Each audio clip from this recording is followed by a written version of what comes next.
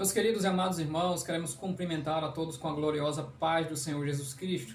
Seja bem-vindo ao canal Bíblia de Fato. Neste vídeo nós temos a incumbência de falar sobre a singularidade do povo de Deus escolhido, Israel, em todo esse plano da salvação, no desenrolar das últimas coisas, nos últimos eventos escatológicos. E se você ficar conosco até o final, nós iremos saber qual é o futuro que Deus tem reservado para Israel. Não se esqueça de ser um inscrito do nosso canal. Então temos uma grande alegria de, nesse momento, meditar sobre o povo escolhido de Deus, que é o povo de Israel, e o plano de Deus para este povo.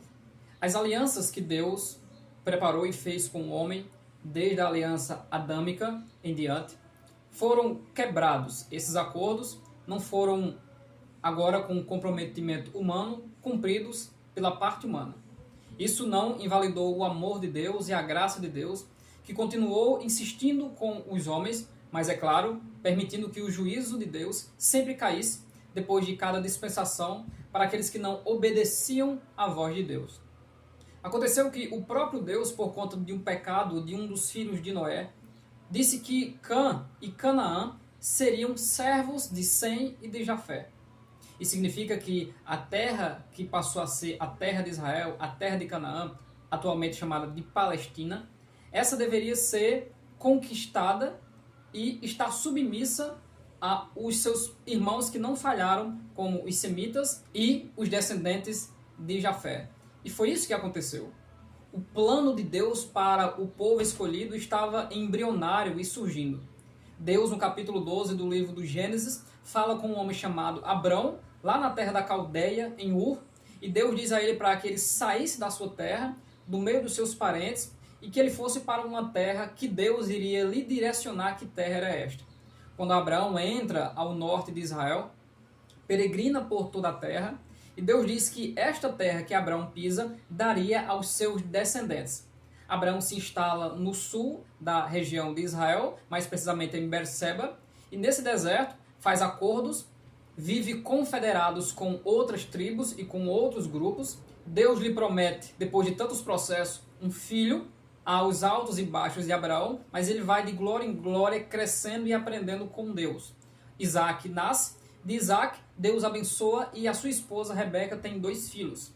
A promessa de que o filho menor ele será superior ao maior. Esse seria o escolhido de Deus, porque Deus sabia que o primeiro, Edom, Esaú, iria profanar as coisas sagradas de Deus. A família de Jacó cresce, ele tem 13 filhos, sendo 12 homens e, consequentemente, as 12 tribos de Israel. E Deus, por providência, leva um dos filhos dele, que seria o filho mais querido, que seria o filho por ter aquela roupa diferenciada com a manga comprida e bem colorida, dizia que este nunca trabalharia no pesado, ou seja, seria o filho privilegiado de Jacó. E por revelação divina, também José sabia disso, mas aprove a Deus, por meio do próprio mal dos seus irmãos, conduzir José para o Egito, para que José fosse o livramento da sua família por causa da grande seca que Deus já sabia que iria acontecer. E esse Deus é o Deus da providência. A família de Jacó, 70 ou 75 almas, vão para o Egito. Depois de toda essa geração mudar, eles começam a ser oprimidos pelo faraó. E quanto mais, diz a Bíblia Sagrada, eles eram oprimidos, mais eles cresciam e cresciam e cresciam. Chegando ao ponto de Deus escolher um dos foragidos do povo hebreu, que matou um dos egípcios, chamado Moshe ou Moisés, que é aquele que é retirado ou salvo das águas. Aquele a quem a própria filha de Faraó entende que o Deus do rio Nilo deu Moisés para ela. E este homem altamente capacitado é escolhido por Deus e usado com prodígios e com milagres para aniquilar, destruir e assombrar terrivelmente o Egito, que libera a nação de Israel, que sai pelo milagre do Mar Morto. A própria cidade de Jericó já estava se tremendo nas bases, sabendo que o povo de Deus, Israel, é o povo que Deus abriu o mar e protegia eles no deserto. No deserto eles recebem as leis cerimoniais, as leis de Deus. Eles dizem que vão ser obedientes a essa lei, mas eles não cumprem o seu papel, pelo que Deus se levanta contra o seu próprio povo. Muitos do seu povo é morto no deserto, e Deus profetiza para eles que fora Josué, Caleb e a sua família, que foram os otimistas, todos os outros que saíram do Egito, fora os que nasceram no deserto, eles perecerão no próprio deserto. O povo de Israel entra em Canaã, Deus escreve Deuteronômio, lembrando e repetindo as palavras de que eles não devem ser idólatras como Canaã, mas dominar a terra de Canaã. E eles se desviam do propósito de Deus em Canaã, voltando mais uma vez a serem idólatras, desta vez institucionalizando por várias vezes Baal, Aserá, a rainha dos céus, Instar, vários deuses dos cananeus. Eles começam a adorar e a profanar o nome santo do Senhor.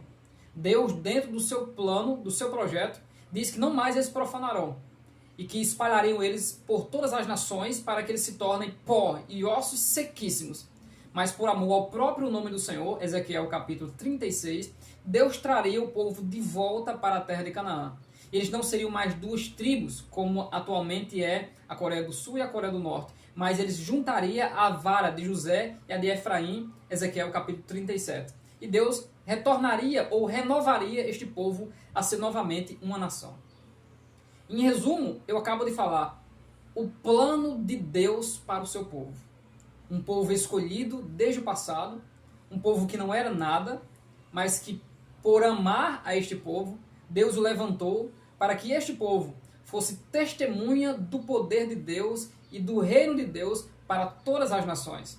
Mas o que aconteceu foi que as nações menearam a cabeça pelo que Israel fez com seu Deus, coisa que nenhuma outra nação fez com seu Deus, Israel fez. Deus determinou que as suas promessas fossem cumpridas a Israel. Os que pendiam no meio do caminho eram os desobedientes. E Deus, pela sua graça e misericórdia, sempre mantinha um descendente do povo judeu. Deus sempre protegeu o seu povo para que os seus decretos fossem estabelecidos. Por meio de Israel, Deus trouxe a lei e a palavra para as nações. Por meio de Israel, Deus prometeu o Messias para salvar não só o Israel étnico, mas o Israel espiritual, o Israel de Deus, que é pela fé de Abraão. Em Isaías capítulo 51, diz que olhai para Abraão e para Sara que vos deu a luz, porque sendo ele só, eu chamei, o abençoei e o multipliquei. Vemos a soberania de Deus e o poder de Deus para de um casal fazer um povo numeroso e cheio de glória e cheio de honra. Em Ezequiel capítulo 16, o Senhor mostra essa glória de Israel, dizendo que pegou ela ainda no seu sangue, e a limpou e a purificou, e adornou ela com vestidos e com vestes preciosas, com joias preciosas, e escolheu Israel como que a sua esposa. De forma metafórica, Deus seria o marido e Israel seria a esposa. Dentro desse próprio plano, Israel desistiu. E a teologia do apóstolo Paulo explica muito bem que Israel, sendo a raiz de todo esse plano, todo este plano também escatológico, em que todas as famílias da terra seriam abençoadas, mesmo Israel caindo, nós não deveríamos nos gloriar por cima de Israel, porque o que sustenta os galhos é a raiz. E o plano de Deus para Israel está de pé. Israel, mais uma vez, ainda está em um propósito, mas em stand-by, esperando o amor de Deus para com as outras nações. E que tempo essa nação escolhida, a menina dos olhos do Senhor, o povo eleito de Deus, ao qual são os concertos, a promessa, Deus lhe deu uma honra grandiosa a Israel. E o projeto de Deus para Israel, trazer a lei, manifestar sobre o mundo o Messias Salvador, que o próprio Senhor Jesus Cristo disse a Nicodemos, exclusivista, israelita, mestre, doutor da lei, que o vento sopra onde quer, e não sabe de onde vem, nem para onde vai. Assim é todo aquele que é nascido do Espírito. Nicodemos não era nascido do Espírito, mas se mantinha na lei. E Jesus está falando de salvação, de que o Espírito salva também aqueles a quem os judeus não esperam.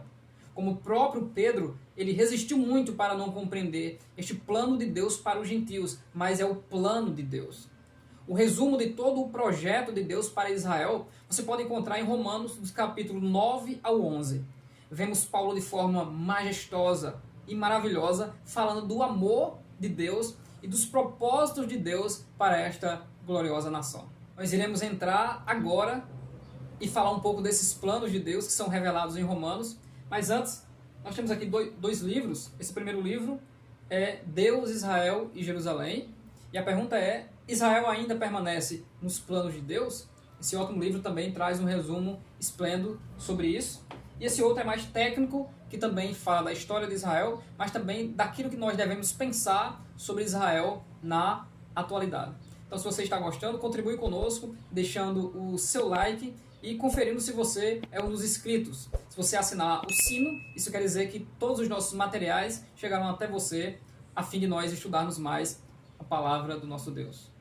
Depois do apóstolo Paulo falar sobre a salvação por meio da fé, na Epístola aos Romanos, capítulo 4, capítulo 5, de falar sobre esta fé em Cristo, que também é a fé de Abraão, de mostrar que as tribulações e os sofrimentos apenas contribuem para o nosso crescimento espiritual, de revelar para nós que Deus provou o seu amor para conosco, tendo enviado Jesus Cristo para salvar e perdoar os nossos pecados. Ele entra em Romanos capítulo 6 e 7, falando da luta entre a carne e o espírito, entre a inclinação para o pecado e a vida espiritual que todo cristão deve ter. Depois ele entra em Romanos capítulo 8, falando sobre a expectativa da criação dos filhos de Deus e do Espírito Santo pela manifestação dos filhos de Deus, ou seja, a conclusão da obra da salvação.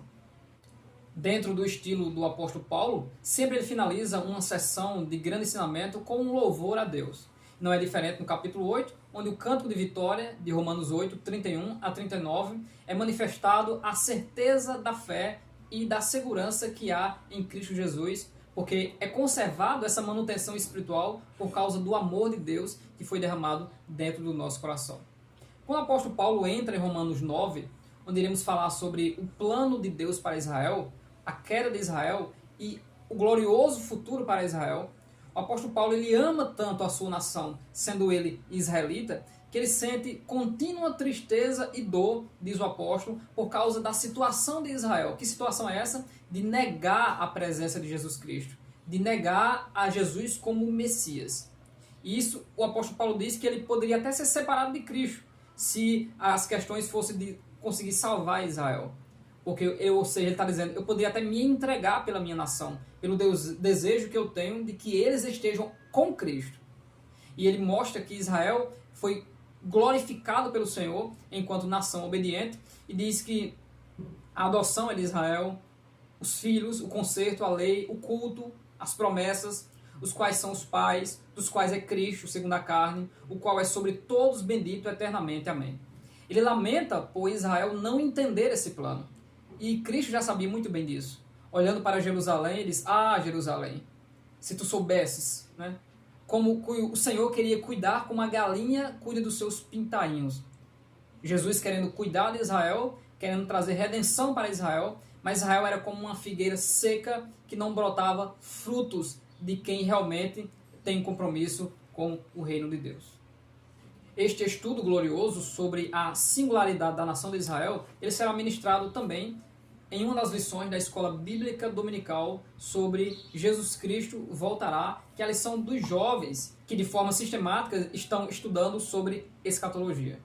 O apóstolo Paulo segue, mesmo mostrando que em Israel há uma glória de Deus muito grande e que eles são escolhidos, mas ele deixa bem claro que a palavra de Deus nunca faltou para Israel. Mas nem todos que são israelitas são de fato o povo de Deus, são de fato os filhos de Deus. Ele diz que não é por serem descendência de Abraão que são filhos, mas em Isaac será chamada a tua descendência. O que Paulo está deixando bem claro é que as promessas pela fé, que foram alcançadas pelas pisadas de Abraão em obediência, são essas promessas que são válidas para a salvação. Não é uma promessa carnal ou étnica de pertencer a uma nação à salvação, mas através desta nação e por meio desta nação, a salvação vem dos judeus, como disse o próprio Senhor Jesus Cristo em João capítulo 4, ou seja, o plano começou através desta nação. Ela é a testemunha de Jeová nesta terra para as nações. Ele segue falando sobre estas alianças da promessa, dizendo que o maior servirá ao menor quando ele fala sobre os filhos de Rebeca. Como está escrito, amei Jacó e aborreci Esaú. E ele faz aquela forma de pergunta e resposta e diz, que iremos, pois, a injustiça da parte de Deus? De maneira nenhuma. Pois ele disse a Moisés: compadecer-me-ei de quem me compadecer, e terei misericórdia de quem tiver misericórdia. Assim, pois, não depende do que quer, nem do que corre, mas de Deus que se compadece. Por mais que Israel hoje, como diz o próprio Paulo, tenta servir a Deus sem entendimento, busque cumprir os seus propósitos, né? Tente juntar os levitas para que volte novamente os sacrifícios de animais, a salvação ela se resume apenas em reconhecer Jesus Cristo como Messias. É por isso que a redenção de Israel está preparado para a manifestação visível do Messias e não por nada que Israel venha a fazer. Paulo mostra que dentro deste plano de Israel já estava preparado por Deus e pelo seu amor o plano para os gentios. Não é uma questão de que deu errado para Israel e agora vamos para outro povo, quando interpretamos de forma equivocada Oséias, quando Deus diz que chamarei de amada aquela que não é minha amada, os gentios, né? Ele amou a todos, ele ama a todas as pessoas da terra, não só judeus e não só aqueles que agora são cristãos, mas todas as pessoas da face da terra são amadas pelo Senhor. Em Romanos capítulo 9 e o versículo 23 e 24, ele diz: para que também desse a conhecer as riquezas da sua glória nos vasos de misericórdia, que para a glória já dantes preparou, os quais somos nós, está falando dos cristãos, a quem também chamou, não só dentre os judeus, mas também dentre os gentios. Como diz também em Oséias: chamarei meu povo ao que não era meu povo, e amada ao que não era amada. O plano de Deus é perfeito. Deus, através desta nação, nesse momento, qual o propósito de Deus para com Israel? Nesse momento, Israel, que cumpriu 69 semanas de um processo de purificação, onde Deus, através dessas 70 semanas do capítulo 9 lá de Daniel, iria tirar a transgressão, expiar o pecado, ungir novamente o Santo dos Santos, trazer Israel à glória novamente. Só que esse período dessas 70 semanas, ele parou com a vinda do Senhor Jesus Cristo, com a vinda do Messias ela parou, até as roupas do sumo sacerdote eram retidas pelos romanos, mostrando o propósito de Deus em uma data que vai de 6 a.C. até 36 a.C. Os romanos que dominavam toda aquela região, eles mantinham até as roupas sacerdotais confiscadas consigo e liberavam só em tempo de festa.